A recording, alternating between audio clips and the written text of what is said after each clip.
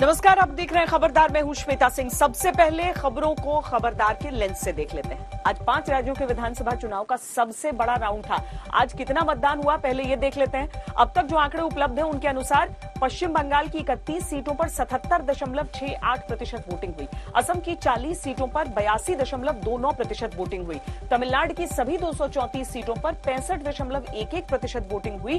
केरल की सभी 140 सीटों पर 70.04% वोटिंग हुई। पुडुचेरी की भी सभी 30 सीटों पर 78.13% वोटिंग हुई। जब चुनाव आयोग अपडेट देगा तो ये आंकड़े थोड़ा बहुत बदल सकते हैं। बंगाल चुनाव में हिंदू मुस्लिम वोटों की राजनीति आज और भड़क गई जब प्रधानमंत्री नरेंद्र मोदी ने ममता बनर्जी के मुस्लिम कार्ड पर मास्टर स्ट्रोक चल दिया। पीएम मोदी ने सीधे सीधे कुछ कहे बिना इशारों में हिंदू वोटरों तक अपना सियासी संदेश पहुंचा दिया और ममता बनर्जी पर हिंदू मुस्लिम वोटों की राजनीति करने का आरोप लगा दिया। आज मोदी और ममता की सियासी टक्कर का हिंदू मुस्लिम अध्याय आपको देखना चाहिए। साथ ही किसी अपराधी को अगर राजनीतिक सिस्टम की अनुकंपा और संरक्षण का खाद पानी मिलता रहे तो वो गहरी जड़ें पकड़ लेता है और फिर उसे एक जेल से दूसरी जेल में ट्रांसफर करने पर भी बड़ा तमाशा खड़ा हो जाता है। यूपी के बाहुबली मुख्तार अंसारी को आज पंजाब की रोपड़ जेल से यूपी की बांदा जेल में शिफ्ट किया गया। मुख्तार ने तरह तरह की तरकीबें लगाई। उसकी पत्नी ने यूपी में एनकाउंटर की आशंका जताई, लेकिन अंत में यूपी जाना ही पड़ा। आज तक ने मुख्तार अंसारी की घबराहट, उसके सफर और राजनीतिक रसूख को ट्रैक किया है, क्योंकि राजनीतिक विटामिन के बिना मुख्तार अंसारी जैसे लोग एक कदम भी नहीं चल सकते। इसके बाद आपको उत्तराखंड ले चलेंगे, जहां के पहाड़ों में भीषण आग लगी हुई है। यह आग इतनी भीषण है कि उत्तराखंड सरकार ने केंद्र से मदद मांगी है। कम से कम 40 जगहों पर लगी इस भयंकर आग पर आज तक की एक्सक्लूसिव ग्राउंड रिपोर्ट आपको जरूर देखनी चाहिए। लेकिन शुरुआत बंगाल से करते हैं। बंगाल में आज जहां पर भी चुनाव हुए उनमें कोई ऐसी जगह नहीं थी जहां हंगामा न हुआ हो, जहां मारपीट न हुई हो, जहां पर एक दूसरे पर आरोप न लगाए गए हों। पोलिंग एजेंट, कार्यकर्ता, समर्थकों को तो छोड़िए, कम से कम 5 उम्मीदवार ऐसे थे जिन पर हमला हुआ है। इधर पोलिंग बूथ पर लाइनें लगी थी, जमकर वोटिंग हो रही थी। उधर पोलिंग बूथ के बाहर एक दूसरे का गला पकड़ने पर सब उदारू थे। पार्टी कोई भी हो, ताकत दिखाने में किसी ने कमी नहीं छोड़ी। कोई किसी से कम नहीं था।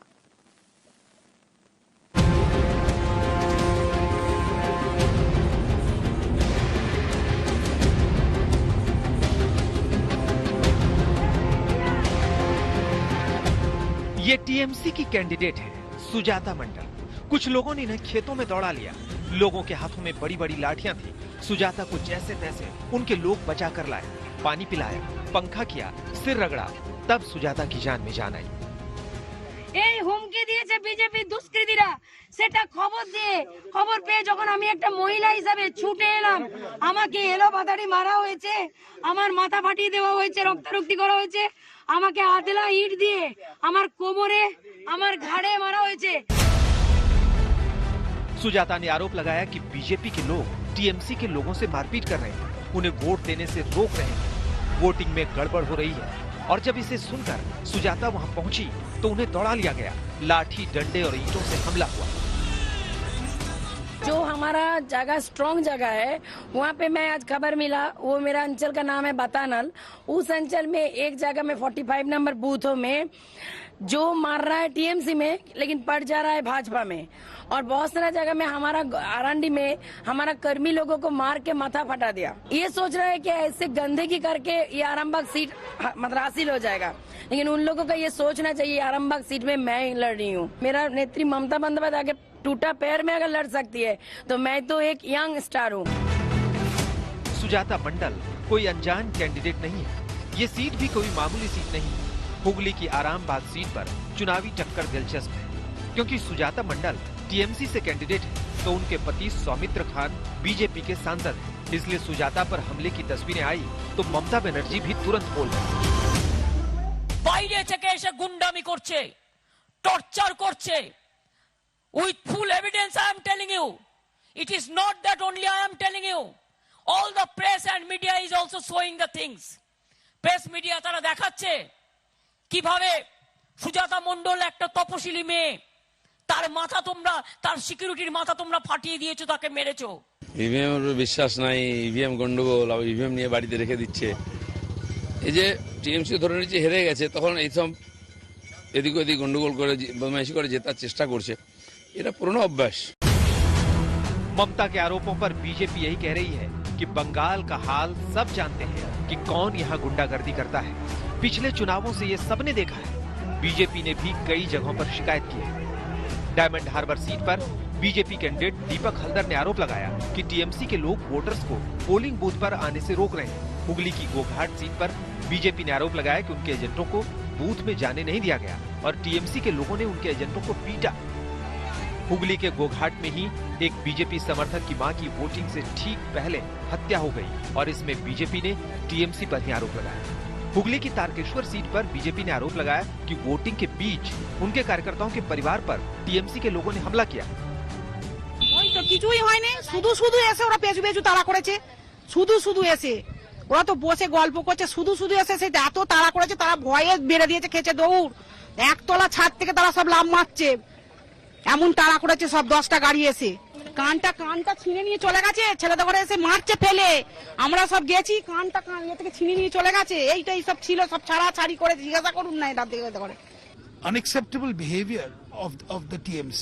This high-handedness is a part of daily life in West Bengal and against which we are fighting. लेकिन कोई किसी से कम नहीं है, फिर चाहे वो टीएमसी हो या बीजेपी हो या कोई और पार्टी हो। तीसरे राउंड की वोटिंग के दौरान जगह जगह बवाल हुए, मारपीट हुई, हमले हुए, देसी बम चले।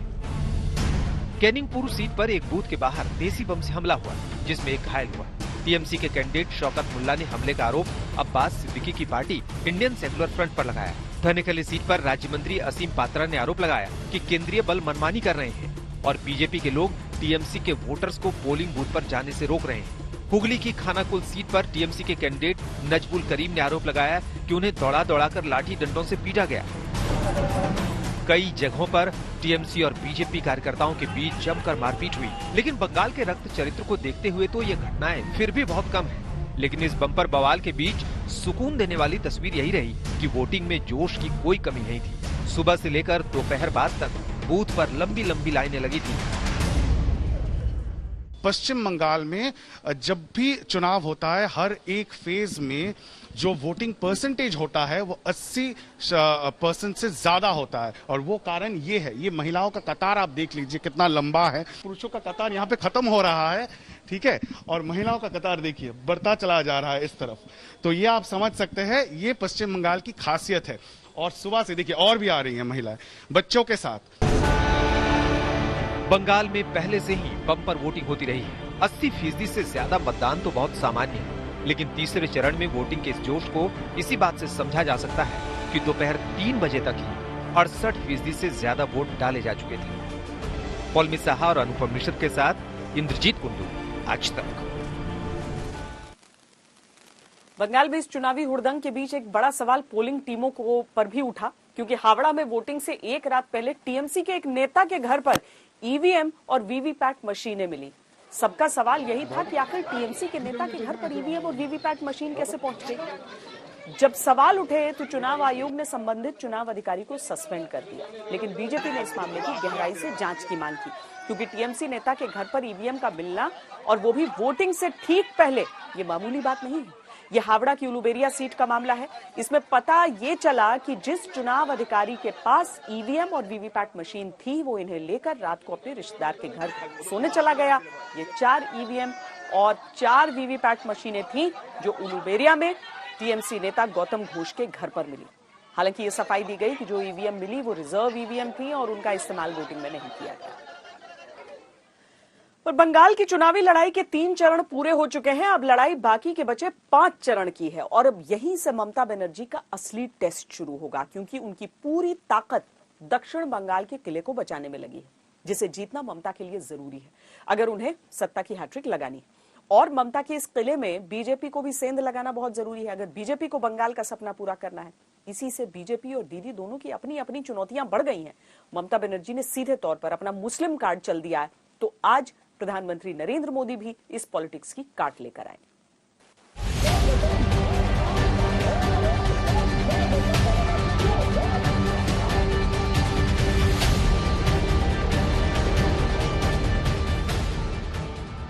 अगर हमने कहा होता सारे हिंदू एकजुट हो जाओ, बीजेपी को वोट दो, तो दीदी ये इलेक्शन कमीशन हमें 8-10 नोटिस भेज देता। कोई और नोटिस ले ना ले, जिनके लिए ये बात बोली गई वो समझ गए होंगे। इसमें चुनावी संदेश भी है और ममता बनर्जी के उस कार्ड की काट भी जो पिछले कुछ दिनों से वो लगातार खेल रही है। আর যদি সংখ্যালঘু এলাকায় দেখেন অত্যাচার করছে, একদম সবাই মিলে আজানের ধ্বনি দেবেন, দেখবেন সবাই একজোট হয়ে যাবে।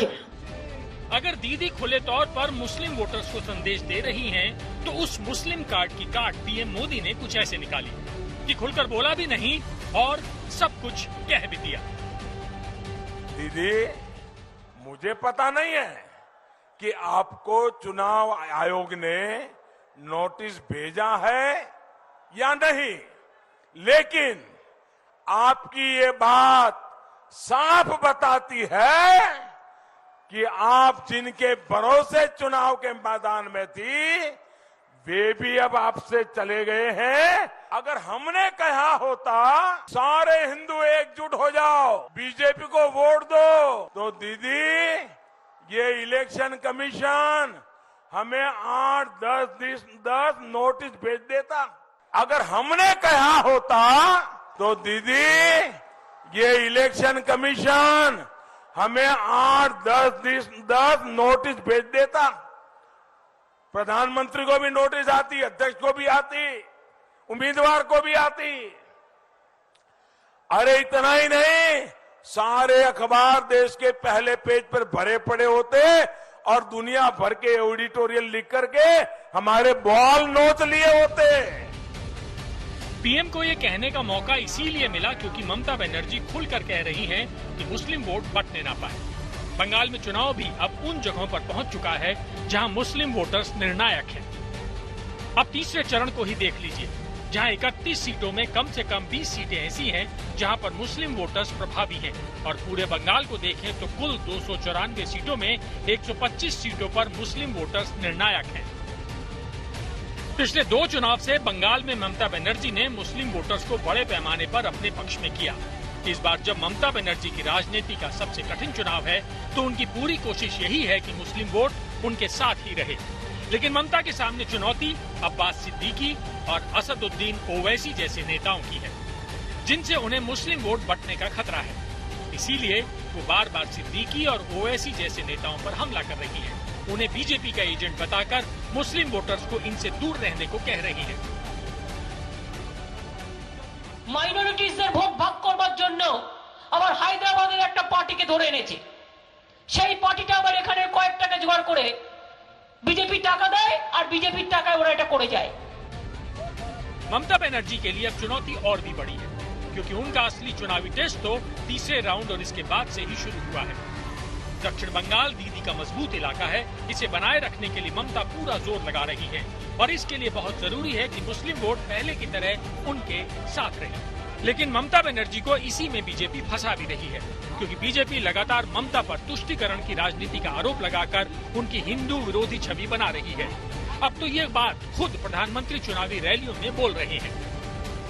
लेकिन अब दीदी को तिलक से दिक्कत है, अब दीदी को भगवा वस्त्र से दिक्कत है और तो और अब दीदी के लोग चोटी रखने वालों को राक्षस कहने लगे हैं।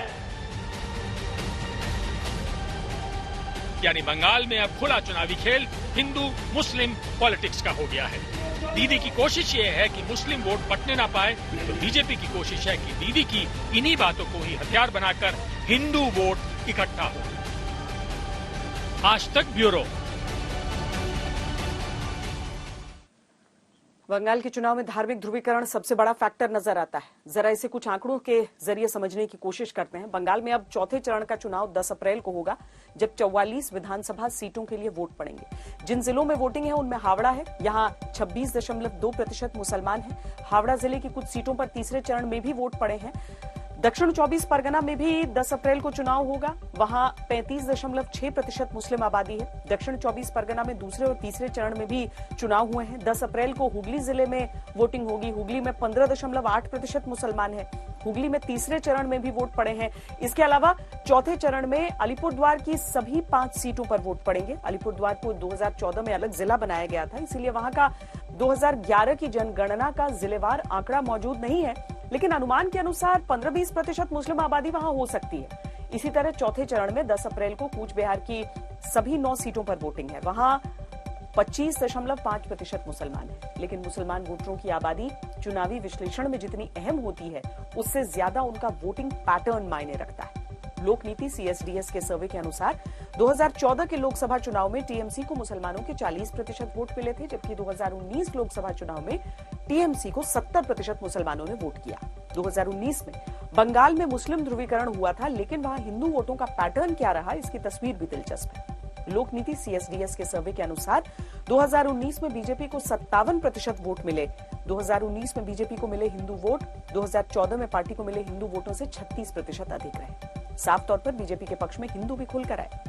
हिंदू वोटों में ब्राह्मण, कायस्थ समेत सवर्णों की बात करें तो उनका 50% वोट 2019 लोकसभा चुनाव में बीजेपी को मिला, जबकि 2016 के विधानसभा चुनाव में सिर्फ 10% से 15% ब्राह्मण, कायस्थ समेत हिंदू सवर्णों ने बीजेपी को वोट दिया।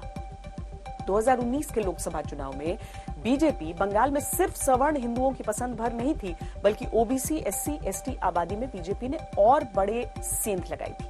बंगाल में ओबीसी, SC और ST के 60% वोट 2019 के चुनाव में बीजेपी को मिले थे। तो बंगाल चुनाव का धर्म कांटा ये कहता है कि 2019 के लोकसभा चुनाव में बीजेपी को हिंदुओं की सभी जाति समूहों में टीएमसी पर बढ़त मिली थी, लेकिन टीएमसी बीजेपी के 18 लोकसभा सीटों के मुकाबले 22 सीटें जीत सकी थी और अपनी साख बचा सकी थी। तो इसकी वजह है टीएमसी को मुसलमानों का सीधा और एकजुट समर्थन मिला था। अपराधियों को जब राजनीति के पावर हाउस से रिचार्ज मिलना बंद हो जाता है तो वो कानून का सम्मान करने पर मजबूर हो जाते हैं। मुख्तार अंसारी के साथ भी ऐसा ही हुआ है। पंजाब की जेल में रहने और यूपी वापस आने से बचने के लिए उसने सारी तिकड़म लगा ली, लेकिन अंत में उसका खेल एकदम फेल हो गया और अब उसकी नई लोकेशन बांदा जेल रहेगी। मुख्तार को शिफ्ट किया गया है और पंजाब के रोपड़ से यूपी के बांदा तक 882 किलोमीटर के रास्ते में मुख्तार अंसारी के लिए हर कदम पर, हर आहट पर घबराहट है। आज तक ने मुख्तार अंसारी की घबराहट, उसके सफर और राजनीतिक रसूख को आज ट्रैक किया।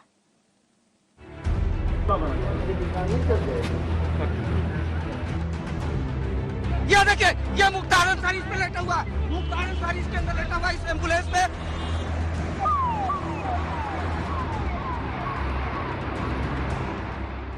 कानून के हाथ लंबे होते हैं और ये हाथ बाहुबलियों और अपराधियों को सहलाते नहीं हैं, बल्कि उन्हें याद दिलाते हैं कि अपराधों का अंजाम बुरा होता है और अपराधी को गिरफ्त में लेने वाली हथकड़ियां और जेल की सलाखें किसी के रसूख को नहीं पहचानती। बाहुबली विधायक मुख्तार अंसारी का बाहुबल धरा का धरा रह गया। सारी तिकड़म के बाद भी पंजाब की जेल से यूपी की जेल में वापस लौटना पड़ा। कानूनी दांवपेच और पैंतरेबाजी पर पैर रखकर यूपी पुलिस आई और मुख्तार को ले गई। मुख्तार अंसारी को लेकर यहाँ निकाला जा रहा है। यहाँ पर 12 बजे यूपी पुलिस की टीम रोपड़ जेल पहुंची और 2 घंटे बाद 2:07 पर मुख्तार को लेकर यूपी पुलिस का काफिला जेल से निकल पड़ा। ये देखिए, उत्तर प्रदेश पुलिस है यहाँ पर। ये एक गाड़ी है उत्तर प्रदेश पुलिस की, ये दूसरी गाड़ी है उत्तर प्रदेश पुलिस की और यहाँ से ये तीसरी गाड़ी है एक्सक्लूसिव मुख्तार अंसारी को लेकर यहाँ निकाला जा रहा है। यहाँ पर ये तीसरी गाड़ी है। यहाँ पर ये एम्बुलेंस है, इसी एम्बुलेंस वैन में मुख्तार अंसारी को रखा गया है, मुख्तार अंसारी को दिखाया गया। ये एक्सक्लूसिव तहसील है। मुख्तार अंसारी एम्बुलेंस में सवार थे। आगे पीछे यूपी पुलिस के 100 से ज्यादा पुलिसकर्मी मौजूद थे। रूपनगर जेल से बांदा जेल की दूरी 882 किलोमीटर है। रोपड़ से बांदा तक पहुंचने में 15 घंटे का वक्त लग सकता है। मुख्तार के लिए ये सफर खौफ का सफर होगा। एक एक पल मुश्किल से गुजर रहा होगा। आज से पहले शायद मुख्तार अंसारी को जेल पहुंचने की इतनी जल्दी कभी नहीं रही होगी। ये वो शंभू बॉर्डर है जहां पर किसान भी धरने पर बैठे हुए हैं। हरियाणा और पंजाब का ये पहला टोल है और अब हम इस टोल पर पहुंच चुके हैं और इस शायरन हूटर की आवाज लगातार सुनाई दे रही है। मुख्तार अंसारी एम्बुलेंस में फिलहाल लेटा हुआ है और उसके इर्द गिर्द दर्जनों सुरक्षा की गाड़ियां लगातार बिना रुके टोके यहां से चली जा रही हैं। मई 2019 के बाद अप्रैल 2021 करीब 2 साल बाद मुख्तार को यूपी की जेल में शिफ्ट किया जा रहा है। इससे पहले यूपी पुलिस को 9 बार बैरंग वापस लौटना पड़ा था। मुख्तार के राजनीतिक रसूख का अंदाजा इसी बात से लगाइए कि सुप्रीम कोर्ट के आदेश के बाद ही मुख्तार को यूपी ले जाने की सूरत बन पाई।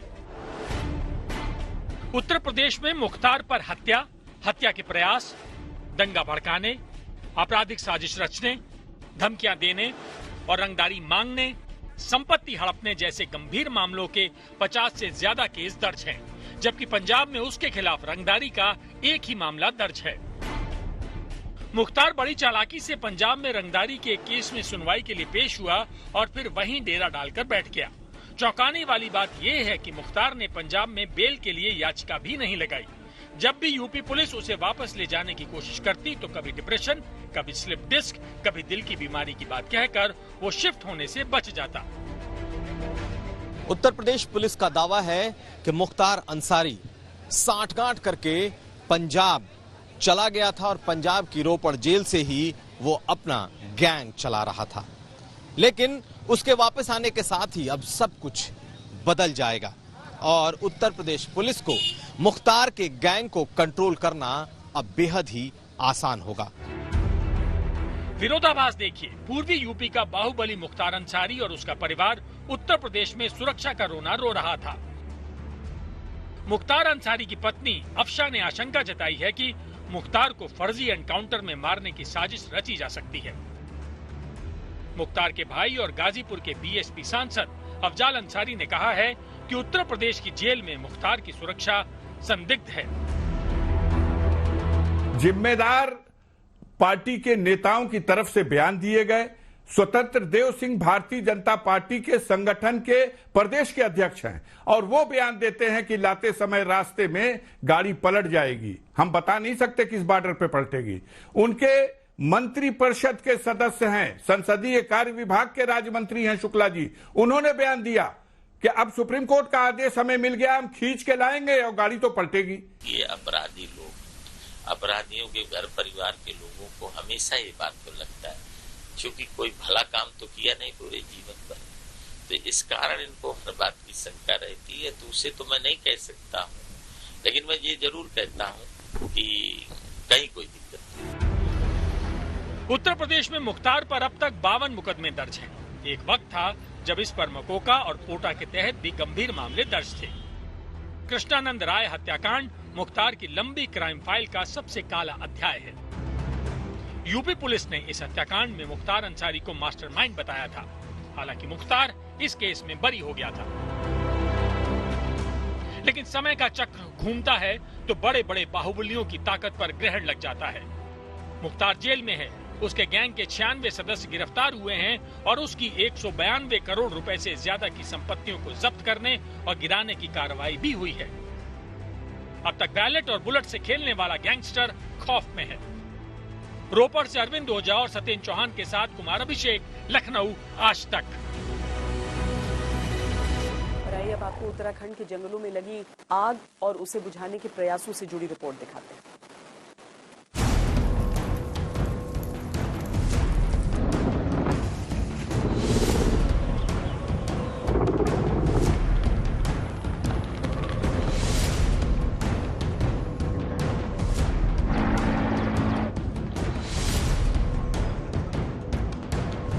उत्तराखंड के ऊंचे ऊंचे पहाड़ों में इन दिनों भयंकर धुआं उठ रहा है और धुआं वहीं उठता है जहां आग लगी हो।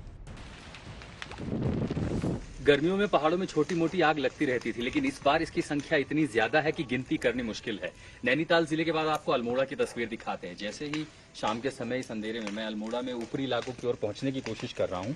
ये भोवाली का इलाका है और आप जो देख रहे हैं जंगल में ये लगी आग, ये छोटे हिस्से में नहीं है। अमूमन हर साल जो आग लगती थी बहुत छोटे हिस्सों में होती थी, ये जो विस्तार आप अगर इसका एक देख पा रहे हो तो ये कई हेक्टेयर में है और आग धीरे धीरे ऊंचे इलाकों की ओर पहुंच रही है। सबसे ज्यादा नुकसान उन इलाकों में होने की संभावना है जहां लोग रहते हैं, जहां घर हैं, या क्योंकि टूरिज्म के लिए बहुत सारे यात्री यहाँ पर आते हैं, तो रिजॉर्ट हैं, लॉज हैं। अब आपको विस्तार अगर देखिए आग कैसे फैलती हुई गई है, ये आप एक हिस्सा देख पा रहे हैं, आपको नीचे की तस्वीर दिखाते हैं। स्थिति कितनी भयावह है और ऐसे में चूंकि ये ढलाव है, यहाँ कोई रास्ता नहीं है और लगभग ये 40 फीट गहरी खाई जैसी है।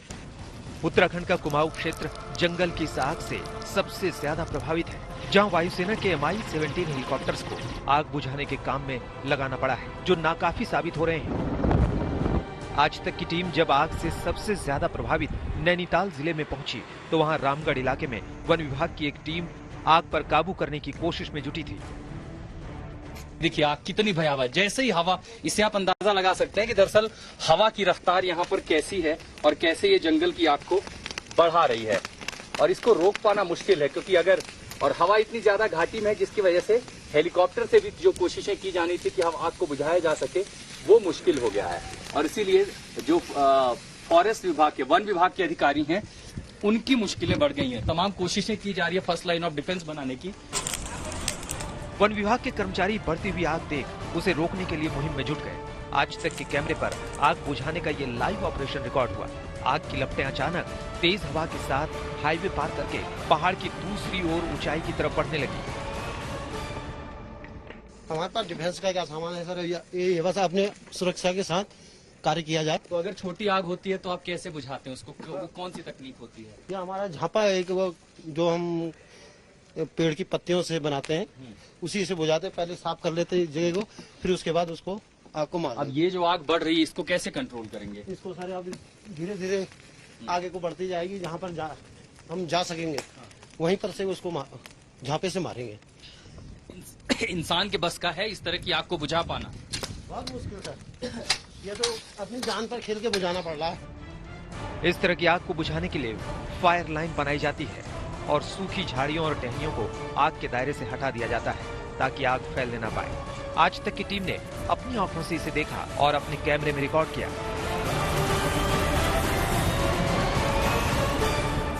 हम अपना बेस्ट करने की कोशिश कर रहे हैं और इसमें लेकिन एक जागरूकता की आवश्यकता है कि जागरूक बने लोग। जो अराजक तत्व कोई बीड़ी सिगरेट पी के इधर उधर स्मोकिंग करके डाल देते हैं, या कोई इंजॉयमेंट के लिए भी कुछ लोग डाल देते हैं, या कुछ लोग घास के लिए भी लगा देते हैं, तो उस चीजों से करें और गांव की सहभागिता से ये सारा काम होगा। इसको जो ये इस तरीका होता है जैसे आग जंगल में फैलती है दावानल, किस तरह की टेक्निक आप इस्तेमाल करते हैं रोकने के लिए? इसमें रोकने के लिए हमारी अलग अलग टेक्निक है। जैसे हमारी जो चीड़ वन है, चीड़ वन में तो हम पिरूल जो निडेस निकलती है उस निडेस में फायर लाइन काटते हैं। इस आग से सबसे ज्यादा खतरा आसपास के गांवों में रहने वाले लोगों को है, जो आग के अपने गांव पहुंचने का इंतजार करने की बजाय जलते जंगल को बुझाने के लिए खुद ही मैदान में तो उतर गए हैं, लेकिन उन्हें भी पता है कि वो इस आग को नहीं बुझा सकते। जंगल की आग लगातार बढ़ रही है और सबसे ज्यादा जो खतरा है वो गांव वालों पे है। इसलिए आग देखिए इसका विस्तार पीछे से फैलता आ रहा है। ये कुछ इस तरह, ये जो सूखे पत्ते इनको, इसका ये फैलाव जो है आगे बढ़ेगा और इसीलिए गांव वाले आए हैं खुद अपनी मदद करने के लिए, क्योंकि अगर ये आग नहीं बुझाई तो ये फैलते फैलते इनके गांव तक पहुंच जाएगी। ऐसे में मवेशियों को खतरा है, छोटे बच्चों को खतरा हो जाएगा। आप अकेले कर लेंगे ये सारा, सब लोग गांव वाले मिलके? नहीं हो पाएगा सर, अकेले तो नहीं हो पाएगा। गांव में इतनी पब्लिक ही नहीं है, इतने लोग ही नहीं है गांव में, कहां से आग तो लगातार बढ़ रही है, क्या करेंगे फिर आप? ये हमारे बस की भी नहीं है, इसलिए हम हिम्मत हार गए। फॉरेस्ट वाले आएंगे वही कुछ कर सकते हैं।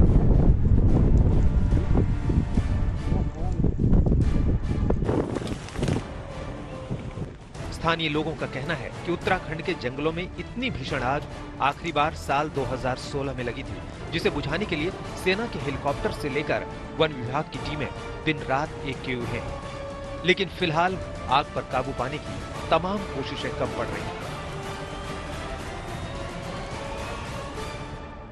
नैनीताल के ऊपरी इलाकों में जो आग है वो लगातार बेकाबू है। हालांकि फायर विभाग के इन कर्मचारियों ने कोशिश की कि कम से कम एक सेक्टर की आग बुझाई जा सके। तमाम कोशिशों के बाद आग का कुछ हिस्सा तो रोका गया, लेकिन अगर परिस्थितियां विषम होती और हवा की रफ्तार ऐसे ही होती है तो ये लपटें दोबारा एक बार फिर उठ सकती हैं। आग ने सब कुछ तहस नहस कर दिया। नीचे के हिस्सों में दरख्तों को, बड़े बड़े पेड़ों को जला दिया, सब कुछ राख हो गया है।